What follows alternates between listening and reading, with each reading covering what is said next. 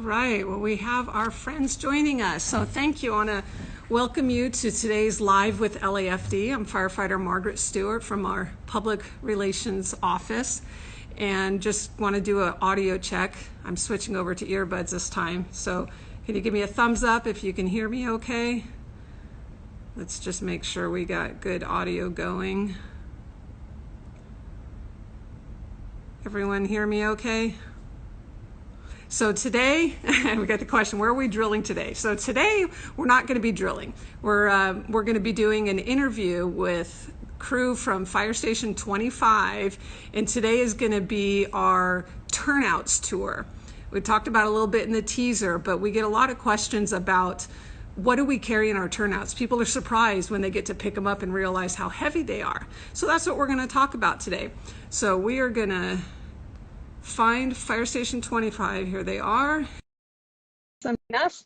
So once they pop on here, we will get started.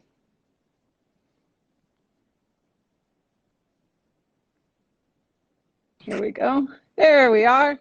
All right. So everyone, I'd like to welcome Captain Adam Van Gerpen. He's the captain at Fire Station 25, which is a single engine and rescue station. And he's got some crew there this morning, and he's going to introduce us, and we're going to jump right in. So I'll hand it over to you, Cap. Okay, good morning. My name is Adam Van Gerpen from Fire Station 5. You can see on our Fire Station 25, you can see on our Instagram as LAFD Station 25. So we're here today. We have two of our firefighters. So we have Dan Ferrari here, and he's going to be talking a little bit about his turnouts. And we also have probationary firefighter King. Has about a month on the job, so we're going to talk a little bit about the two differences in what our firefighters carry. And so we'll just go ahead and get started, and we'll start with firefighter King, and he's just going to tell us a bit about what he carries. He's still building up his arsenal of what he's going to actually need in his turnouts. As he gets more experience, we'll see more and more stuff coming inside there that he can use on a daily basis. And one thing I want to just want to mention for our audience, so we make it clear that the tools in your turnouts is something that firefighters choose on their own, what they want to carry. And this is, in addition to and separate from what's on the rig. So every firefighter could have different things in their pockets that they feel are the most useful and most practical tool for them to have physically on their body. So I just want to make sure our followers get that. Yes, that is correct. And the department does provide us a flashlight, which we got from grant money as well. They also provide us with channel locks and with wire cutters. So those are a few things that they provide. But other than that, they also give us some webbing, which has many different uses for tying off tools and equipment, and for tying off a hose as we hoist it up. But this. But then the firefighters, as they go along, they determine what they're going to need and what tools they're going to want to carry. And then also, you don't want to be too bogged down with heavy tools and equipment, especially if you're hiking up 30 flights of stairs like our downtown companies. Mm-hmm. Yeah. We'll go ahead and we'll start with Firefighter King, and he'll start talking a little bit about what he's carrying and what the department issued to him. So we'll flip it over, start there. All right. So first, we all have flashlights, but I like. Why don't you introduce yourself first? Oh, sorry. My name is probational firefighter Lawrence King, and then I'm going to get into my turnout. I have my own personal mini flashlight, just in case I don't need this big one, or we just have like a small incident I need to go on. So I have my own personal mini flashlight. I have a couple of them, but this one is very essential. And here I have extra gloves in case my other gloves tend to rip or get super soaking wet and we're still doing work. So I have an extra pair of gloves. And then I have a bunch of mini tools so that, like Cap said earlier, we're not carrying a bunch of big tools and our jackets are super heavy and we're hiking upstairs. You could just be tired over Why don't you tell us what those tools are? So I have an Allen wrench set here. It has multiple different measurements that you can use. And then if we're in an incident, there's no reason for me to come all the way back out to the rig. I can just pull it out of my pocket and get to work. Okay, and what might you use an Allen wrench for? Allen wrench can be used to a bunch of different things. Unscrew something. Um, pull stations for like fire alarms. The manual pull stations. So you can use that to reset it. I have a miniature screwdriver that has different bits on it depending on something I might need to use, plug, anything like that. I have a utility knife in case I have to rip open like carpet or cut open a box or just cut open anything.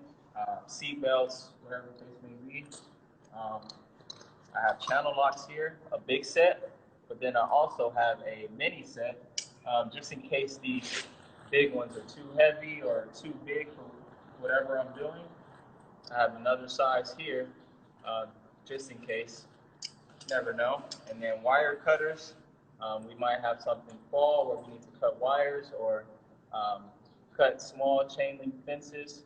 Just come in handy. You never know what you might need.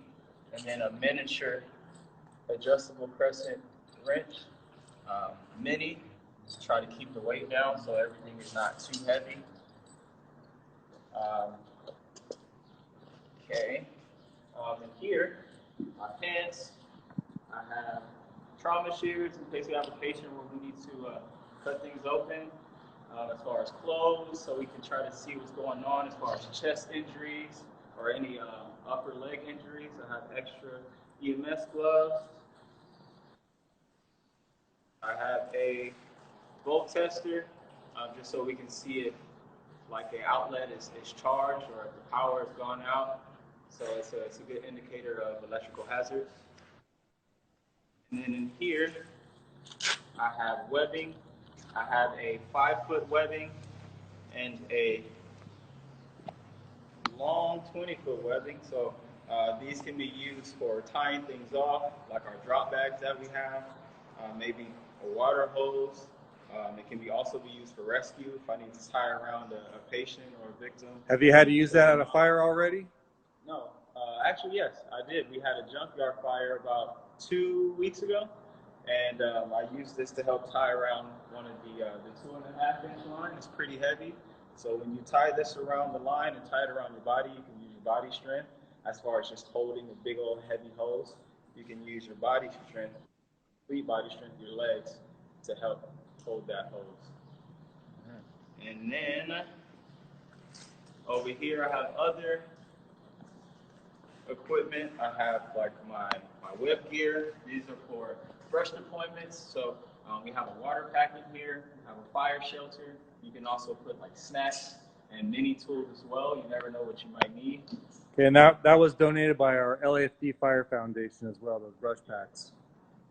Have a mini duffel bag here with extra clothes in case we need to change clothes, pair of tennis shoes, extra underwear, socks. You have snacks in here as well. You never know what you might need when you're out there, so just to have as much stuff as you can and be prepared for any situation is the best thing. These are my brush helmet with my brush goggles, and then we have our pants, as well as our brush shirts, and we have our gloves, and then a brush jacket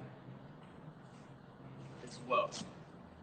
Okay, because people may not be familiar, and these are also brand new firefighting turnouts. Can you tell us a little bit about the firefighting turnouts and what makes them different than our previous ones?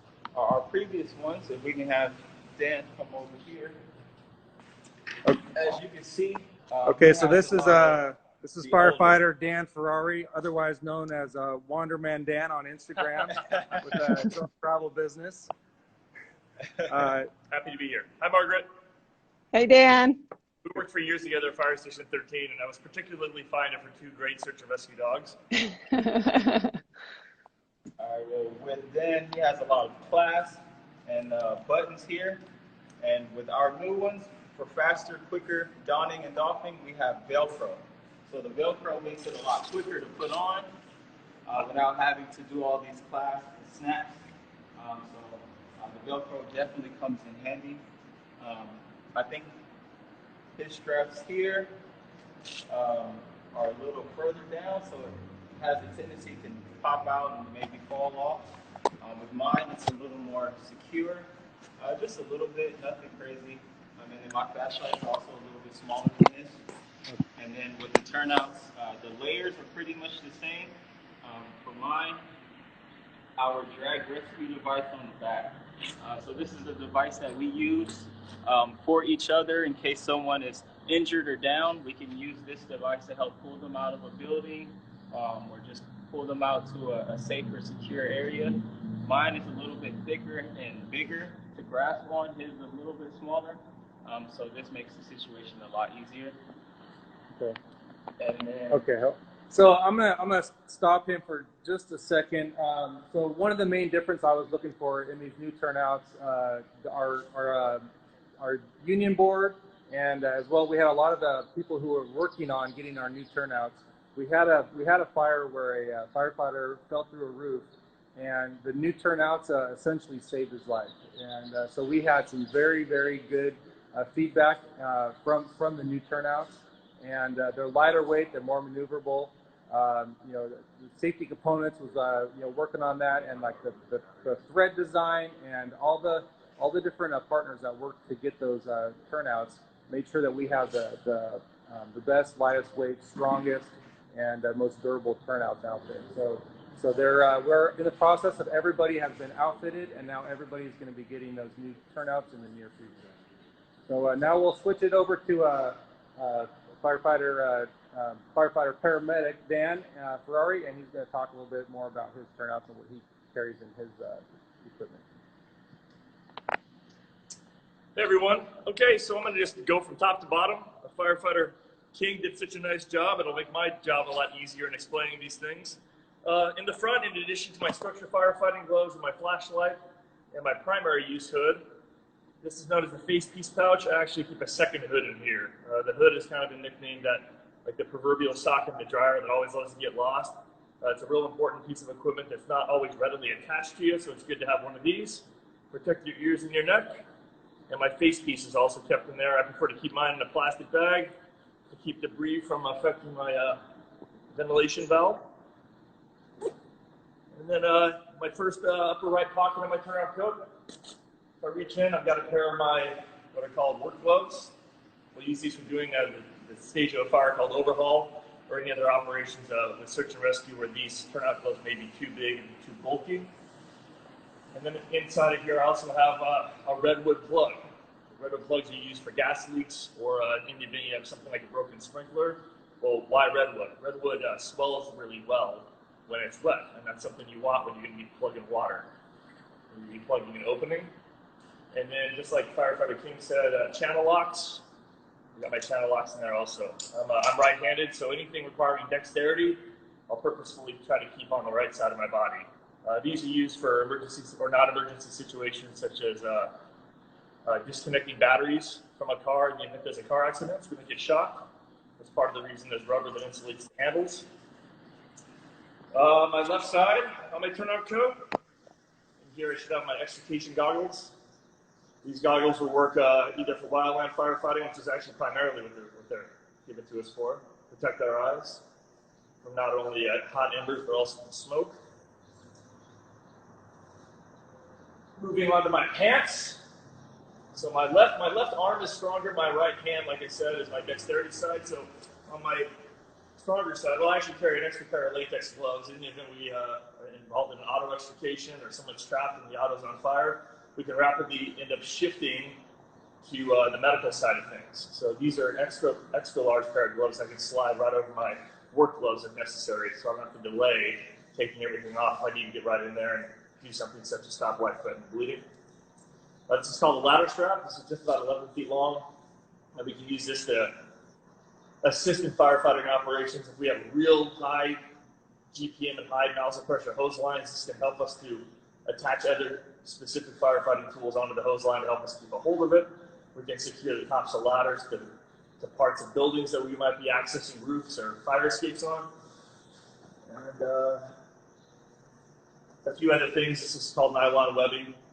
Again, similar to what I mentioned with the ladder strap. These are used to secure firefighting hoses above ground. Last thing you want is to load a fire hose and have it come sliding out the window when we're trying to do our job. And the front right pocket, this is kind of my personal pocket. Moreover, I have a simple surgical mask with our COVID-19 times. Every time we're in public, we'll at least wear one of these. But I also carry an extra N95 mask in the event that we might have an unexpected encounter with a COVID patient or have a medical emergency that kind of shows up right in front of us, or in the event that I have like a gross contamination of my frontline N95 mask, which I actually keep either on the fire engine or the ambulance, depending on where I'm working.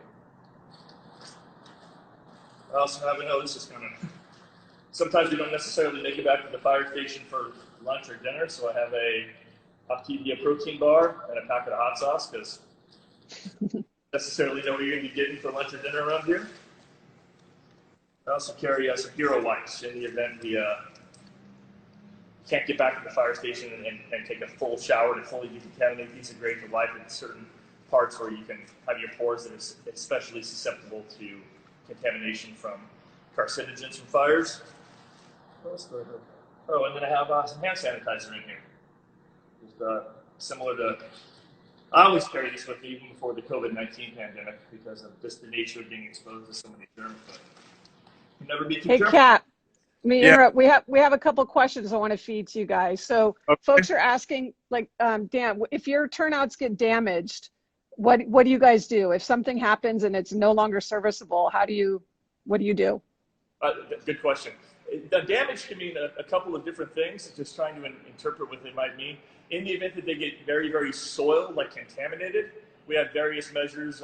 We have a real heavy-duty washing machine called an extractor, where we can actually have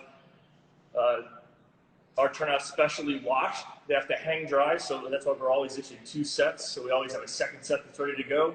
Take our personal equipment out, transfer them over, and then after we have our heavy industrial wash done on our turnouts, that can happen. In the event that they're ripped or torn or damaged, we have specialty personnel and locations in the city that will either deem them fixable, or they can be fixed and returned to us, or they may be condemned and taken away. Excellent. And then another question, someone's asking if there's any difference in the equipment for southpaws, or do you just have to adjust? Southpaws, I love that. That's actually a fun history. Left-handed is called the southpaw, but that's another Instagram. There are some, but most of them are ambidextrous in nature. You can just choose which hand you want to use it with. For example, the channel locks that I use the example of, they can be used with either left or right hand. But I know some people who are left-handed and use them with their right. Some people want to use them for a stronger grip. Some people want to use them for dexterity.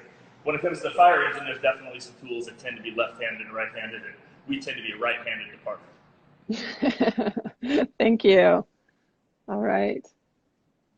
And I'll just let folks know we do have some questions about, we get these regularly because people are seeing different kind of helmets out there. And I'll just let folks know that we are testing a variety of helmets. Our traditional helmets are not the leather ones we're being asked about, but people are testing them. So they may see some different helmets out in the field. But yeah, the one we're showing right now is our traditional firefighter helmet. Okay, and this helmet is different because of the smaller shield. That identifies that he's a probationary firefighter still. So upon completion of probation, which is at a year mark, is when they get a full shield that's added onto there. So the full shield is a bigger size, and you can see the comparison. So our station actually was one of the ones that were involved in the trial process. So they have picked those up, and we are looking at more of the East Coast style. Just make sure that they're NFPA OSHA compliant with built-in eye protection and some stronger, basically more. They can withstand more heat and a little bit stronger as well. But they are here, so we're still in the process of that trial right now. And I will let folks know, we have some question about whether firefighters in the ambulance carry their gear, and just let our followers know that, you know, all of our firefighters are firefighters first. We do still have some single function paramedics that remain. They wear a blue helmet, But yes, if you're on the engine or on the ambulance, you're still going to have your gear and your turnouts because you could be required to work anywhere at any point in time. Yeah. That's true. So actually, Dan is working on the ambulance today, and he's a paramedic. I'm a paramedic as well, and we do have our patches on here that show that we're paramedics. So we do have a large number of our paramedics who've been promoting to different ranks. So we can have at times we have 6 people at the fire station who are all medics, including the driver, the captain, and all the firefighters. So. Right. That is an advantage that we have, and it makes us we're a paramedic assessment engine, so we have all paramedic equipment on there as well. And you had mentioned about the LAFD Foundation had donated or purchased through donations to the foundation, purchased the brush webbing. We had a question earlier, someone asking how they can support the LAFD. And the LAFD Foundation is our nonprofit organization that uses donations from the public and from corporations to purchase equipment and training. So the brush webbing is one example. Those were purchased after the Getty fire, which increases the ability to stay hydrated because they have the water bladder inside, as well as those brush helmets. That was part of a foundation purchase as well. So they're a much lighter weight. Cap, could you show the brush helmet versus the firefighting helmet so people can see a visual? And you are right so the foundation did purchase those. They also we also got a grant, and they helped to purchase our large flashlight that we have also. And we there's a number of foundations that do help firefighters in many different ways. So we also have the newly founded UFLAG Fire Foundation. I'm also a union board member, and these are some cloth masks that were distributed out to every single fire station. For all of our firefighters also. So that was with our newly found fire foundation. And but these did you get the brush? Okay. So yeah, Dan is shown here modeling the new cloth one from the UFLAG Fire Foundation. And here you can see there we go. In the helmet. So this brush helmet, it's lighter weight. It's kind of the industry standard for wildland firefighters, and we wear that whenever we go on our brush fires, brush deployments, and along with our goggles and the brush eye protection. So, and then our firefighting equipment is also a lot lighter with the brush shirts and the brush jackets. Right. But no, that is very important that our foundations, how much that they do for us, and we also have the Disabled Firefighters Fund, and now we have also, this is ALS Awareness Month, so we also have our in the process of supporting Eric Stevens and the Stevens Nation. So Stevens Nation is this is something that's we have ordered fire department T-shirts, and the fire chief has authorized us to wear red ALS awareness T-shirts for the month of May. So we have those ordered through the union, and we're going to be working with Stevens Nation to get that, because it's very important right now for the ALS awareness. And muscular dystrophy is taking a big hit. Muscular Dystrophy Association, that they're not able to do the fundraising, and the people still need treatment, and they're really are in a race to save lives and get this medication approved by the FDA. Yeah. And we'll encourage anyone, if you go to our LAFD Facebook page, there's a post there today that talks about what ALS is, if you're not quite sure. And there's also a link to show other ways you can help, because as Captain Van Gerpen mentioned, this month, May, is when they're usually doing walks and doing the fundraising, which is just not able to happen. So there is no cure, and so we are supporting the awareness of that. Well, thanks. We want to say thank you to Fire Station 25 for helping us out and showing folks what we carry around in those turnouts. And we hope everyone has enjoyed this. It's informative. And we just want to say thanks, and we appreciate you guys joining us. Stay safe out there today. Okay, thank you very much. And thanks, Cap. On Facebook. Yeah, check out their Facebook page, or sorry, their Instagram page. All right, thanks, guys. Okay, thank you. Bye-bye. All right. So thank you so much for joining us today. And I do just want to make sure you know next Saturday, the 9th of May, is our big virtual fire service day. You don't want to miss it. I'm going to put